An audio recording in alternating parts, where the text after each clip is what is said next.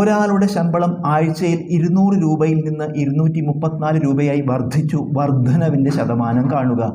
ആദ്യം ശമ്പളം എത്രയായിരുന്നു? 200 രൂപയായിരുന്നു. ആഴ്ചയിൽ ശമ്പളം 200, പിന്നീട് ആഴ്ചയിൽ എത്രയായി? 234 രൂപയായി. അപ്പോൾ കൂടി ശമ്പളം 200 നിന്ന് 234 രൂപയായി. 200 രൂപയിൽ നിന്ന് 234 രൂപയായി വർദ്ധിച്ചു ശമ്പളം.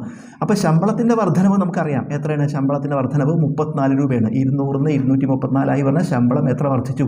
34 രൂപയാണ് ശമ്പളം വർദ്ധിച്ച. വർധനവ് 34 രൂപ. നമ്മൾ കാണേണ്ടത് എന്താ? വർധനവിൻ്റെ ശതമാനം കാണണം. നമുക്ക് വർധനവേ അറിയുള്ളൂ, വർധനവിൻ്റെ ശതമാനം കാണണം.